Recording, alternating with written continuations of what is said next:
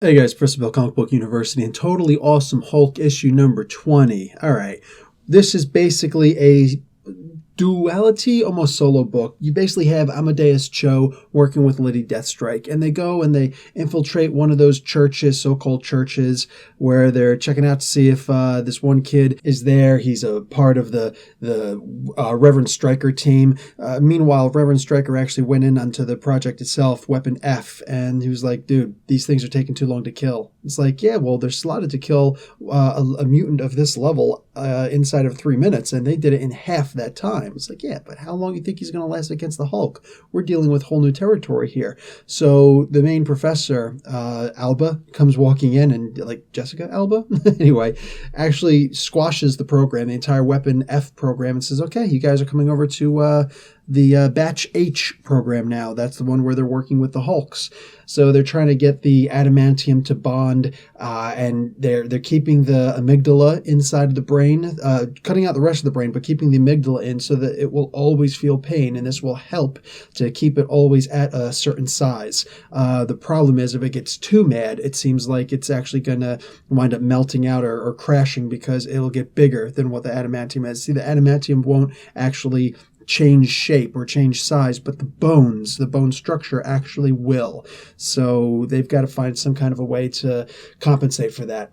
Anyway, Amadeus goes with, and he tries to actually have a conversation with this one guy, this guy Bobby, who his brother, he'd already went and gotten himself killed in the Weapon X program, and he's like, listen, hey, I was in your third grade, but only second half, and like the way that he actually talks to him, I'm not going to actually repeat all of that stuff here because it's actually good enough, and mind you, I'm biased towards this because I'm a huge fan of psychology. It was my major through my associate's degree, and dropped out of it, but whatever. But I'm still fascinated by psychology. I still read the Psychology Today book magazines, and just this really interests me. And this was actually a really good way of trying to talk to someone and trying to get them to calm down and to come off of the easy answer out. The idea of youth always wanting to do something and sometimes falling into really stupid methods of trying to do things. I really